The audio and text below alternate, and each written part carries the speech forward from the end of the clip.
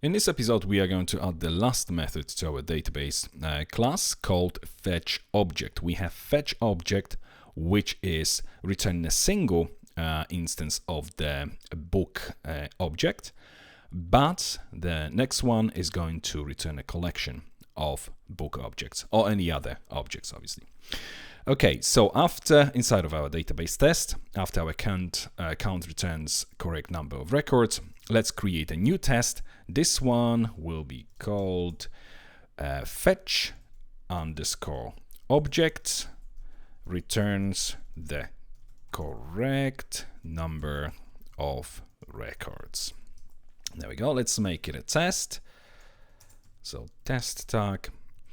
And there we go. So we're going to start by adding two records. First, this add book, and let's specify the title to be, again, book of jungle.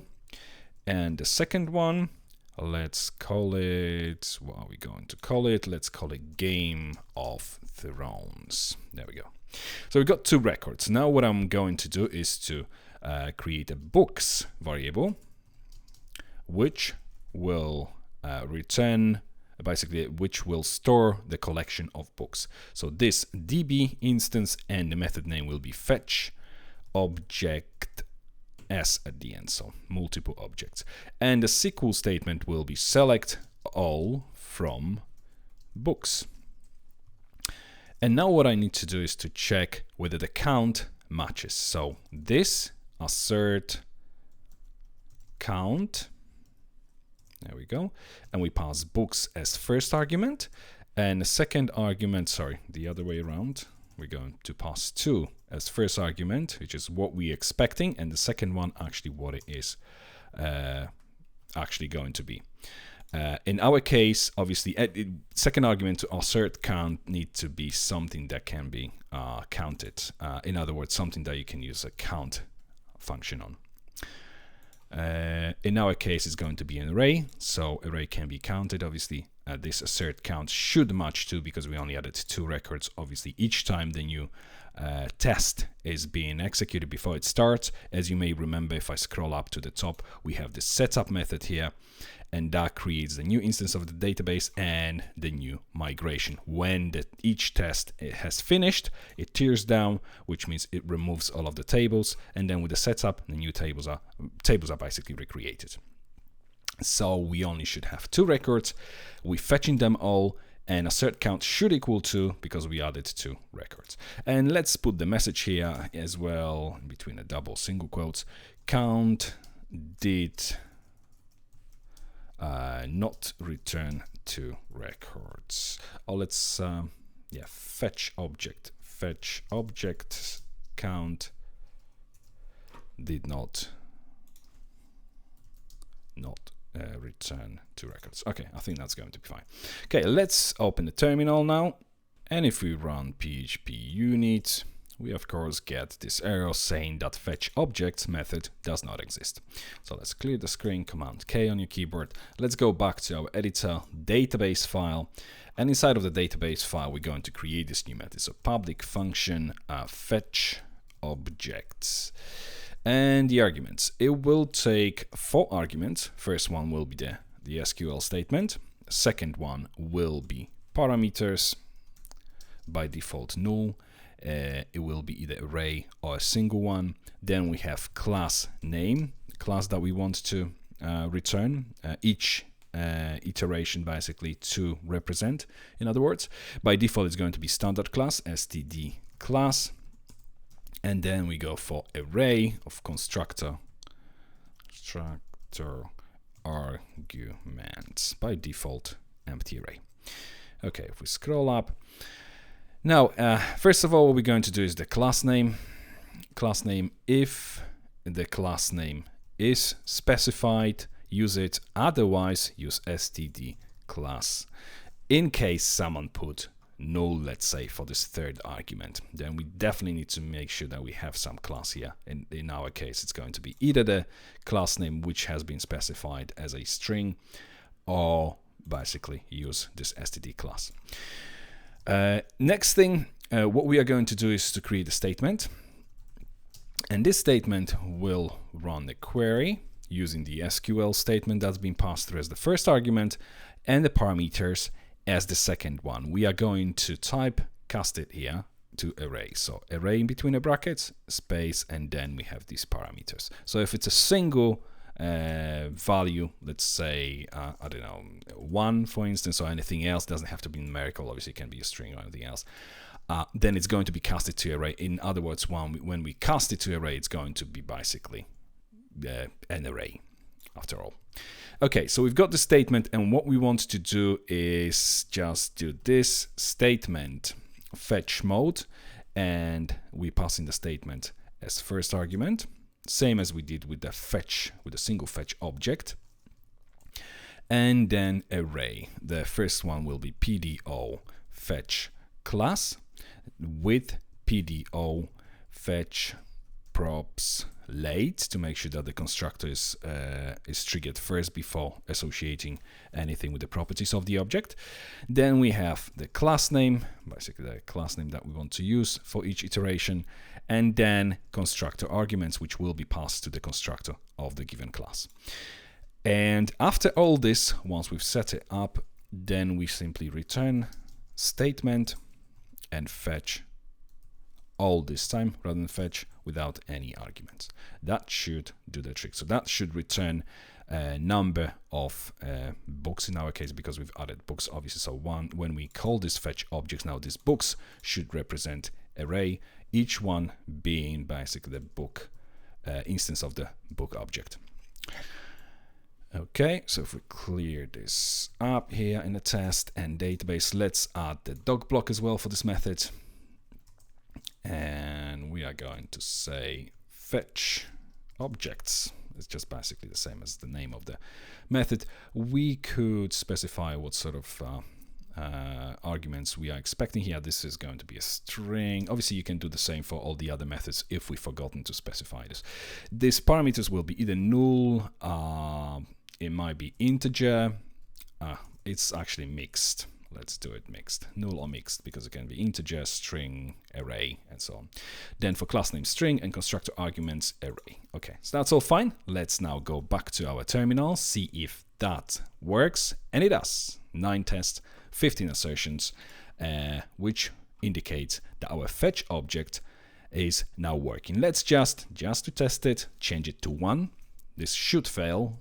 And as you can see, it does. It tells us a failed, asserting the actual size 2, which is what basically this assert count counted from this books variable here, matches expected size 1, because that's what we're expecting at this, in this scenario. Obviously, we're going back to 2 because that's what we actually want to get, and that passes. Okay, so that's one of the methods. We're going to add another 2 methods to test this fetch object method of the database class. The next one will be, again, public function fetch object returns array of std class objects. And let's make it a test. Okay, and we're going to start by adding 2 books. Let's just use the same as we had before. So I'm just going to copy and paste. And again, books. Actually, you know, let's just copy this as well. There we go. We select all books from books table, and then assert count again. Let's do the same thing. Actually, we don't have to assert count because we already did this previously. So let's just leave it the way it is. Let's now do this assert instance of, and we expecting std class. This will basically return the class full name with the namespace, this using this class attribute here. And then we have books. Obviously, we pass in the second argument, but not just books, because if we pass books, then obviously that's an array that would definitely fail. We want the first item from this array, so 0 in between the brackets, indicated that we want to pull the first item from this collection. Okay, and then the message, first item does not appear to be a std std class instance. Let's go back to the terminal. We have 9:15.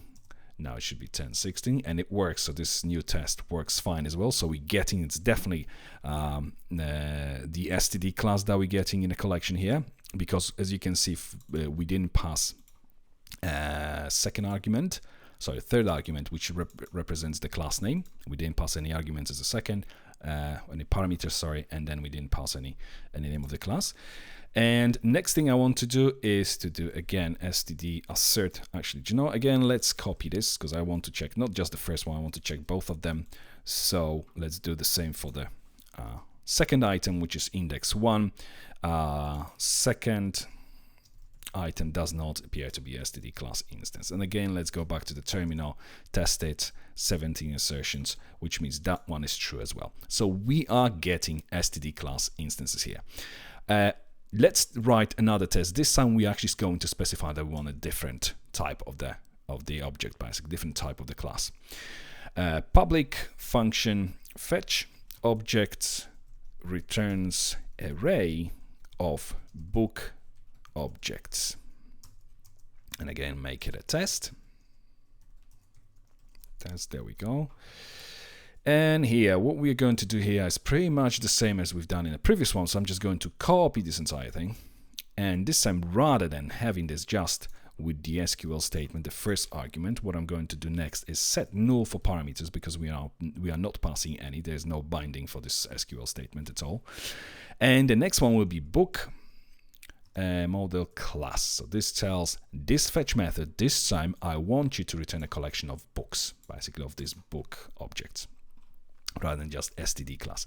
So I'm just going to copy this book and replace std class here, and same for the message. So it should return the instances of the book class. Let's now save it and run the test. We have 10 tests with 17 assertions. Now we should go up to 11 tests with 19 assertions, and that's what we have, and all of them pass. Now that we have our database component completed, it is a good time to finally migrate the database for our project. What we are going to do first, I'm going to create a virtual host. I'm using Homestead, as I've mentioned earlier. If you're using WAMP, MUMP, XAMPP, or anything else, please find some instructions on how to set it up if you don't already know. There are several courses on our website which explain how to do it. If you don't know where to find them, just drop us the note and I'll point you in the right direction. Okay. On Homestead, I'm simply navigating to, actually I'm going to open the file straight away using Nano Editor, go into the home page using the tilde symbol /, then we go to the full stop Homestead, and then we have Homestead YAML file inside of this Homestead directory. So hit return, and then if we scroll down, I've got one site here, one virtual host. If I just scroll up a little bit, you can see the one which I've been showing you the example of in the first video. So I'm going to create the new one right above it, map, and I want to give it a name of simply search.dev, and then we are going to map it to home vagrant code, and it's inside of this directory here, which is advanced search from PHP, advanced search search from PHP, and it goes to the index.php, which is fine, so we don't need to go any further. That's all we need. And then if we go Control X, yes, we want to save the changes, so Y on the keyboard and simply return to save the file with the same name. Next file we need to edit is the host file on the Mac here. So this time actually I need to use a sudo user, so sudo nano, and we're going for the etc hosts. And the same thing here. This time we need to put the IP 192.168.10.10, and then the same domain, so search.dev.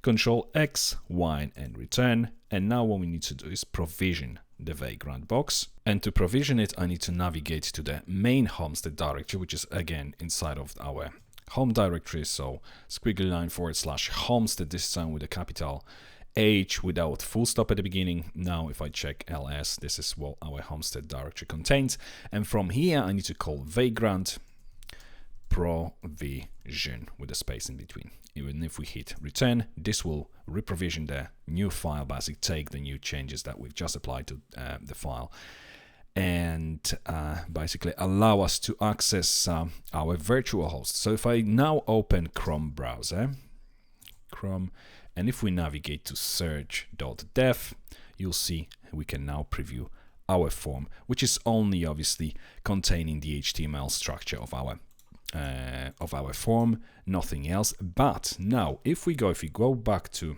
the editor, you'll see we have this setup.php file here. Let's now go to this page, so /setup.php, and at the moment what we have, it tells us that obviously we have some sort of error telling us a setup on line 3 require bootstrap autoload.php failed to open it. So let's go back to the editor. We obviously don't have bootstrap directory yet, so let's quickly create it. And inside of the bootstrap, and inside of this bootstrap directory, what we are going to do is create the file called Autoload. So file autoload.php. And from within this file, what I'm going to do is, first of all, I'm going to require the autoload that came with Composer, so the one that Composer has generated. So require between the double single quotes. Before actually that, we need to put the path to the current directory, and then we concatenate it with, in between the double quotes, we need to get out from here. So first /, 2 full stops and /. So this way we get from this bootstrap to the advanced search form to the main root directory, and then from there we're going to vendor, and we want autoload.php from this directory. Okay, the next thing I'm going to do here is to use this package which we've installed earlier called .env.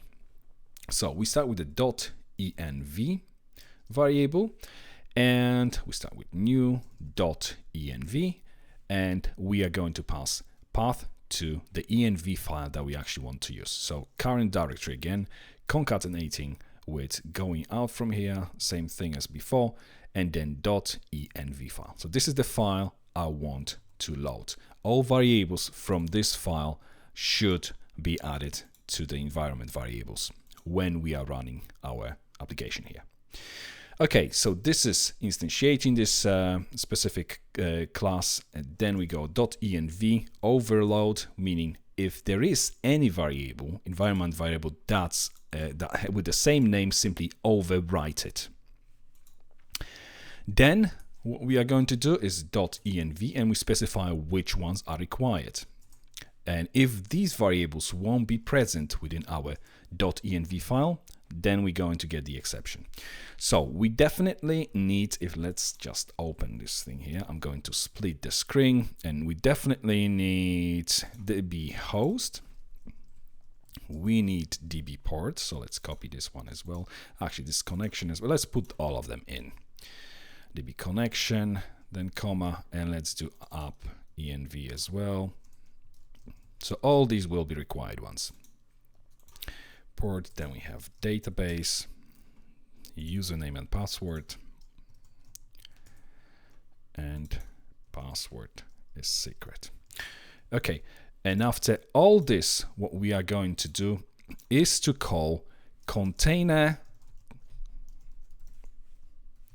bind, and we don't have this class yet. We will create it in the next episode. DB, we are going to pass database manager make. So basically what we are doing here, it's going to be like our IOC container which stores certain instances of the objects, and we can easily access them later on from wherever we want within our application. So we have this container DB, and then request, which we're going to be using quite often as well, is going to be simply request Illuminate HTTP request with capture methods, which will allow us to basically interact with the requests sent from the end user. So that's it in this video. In the next video, we are going to focus on this container class.